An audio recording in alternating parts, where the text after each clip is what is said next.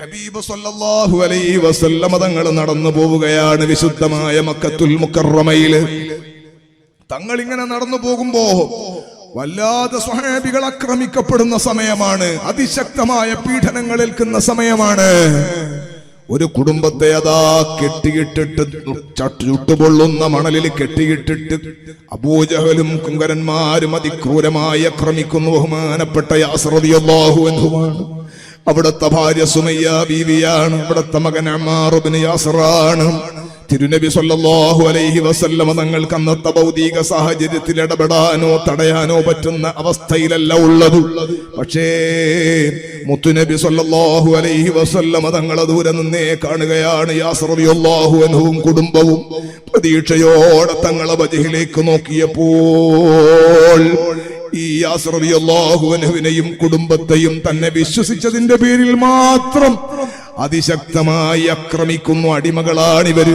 ചോദിക്കാൻ ആരുമില്ല, പറയാൻ ആരുമില്ല. അതിശക്തമായി ആക്രമിക്കുന്ന സമയത്ത് യാസർ റളിയല്ലാഹു അൻഹുവിനെയും കുടുംബത്തെയും തിരുനബി സല്ലല്ലാഹു അലൈഹി വസല്ലം തങ്ങളുടെ നുബുവത്തിന്റെ നാവുള്ള, നുബുവത്തിന്റെ നൂറുള്ള നാവ് കൊണ്ട് വിളിക്കുകയാണ്, സബ്റൻ അല യാസിർ, സബ്റൻ അല യാസിർ, സബ്റൻ അല യാസിർ, ഫഇന്ന മൗഇദകുമുൽ ജന്ന.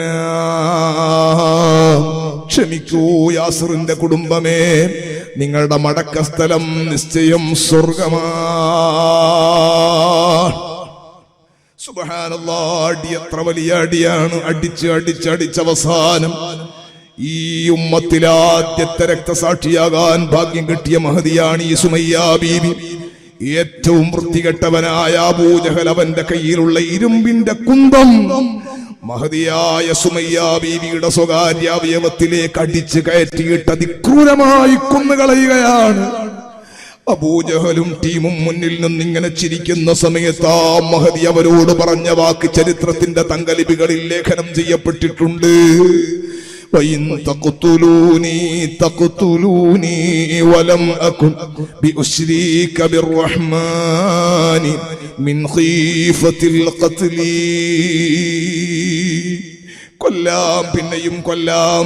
ജീവൻ പോകുന്നത് വരെ, റൂഹ് പോകുന്നത് വരെയല്ലേ നിങ്ങളുടെ ആക്രമം ആക്രമിച്ചോളൂ. അതേ സമയത്ത് ഞങ്ങളെ കൽബിൽ അല്ലാഹു തആല കത്തിച്ചു വെച്ചിരിക്കുന്ന തൗഹീദിന്റെ പ്രകാശമില്ലയോ, അത് കെട്ടുപോകുമെന്ന് കരുതണ്ട.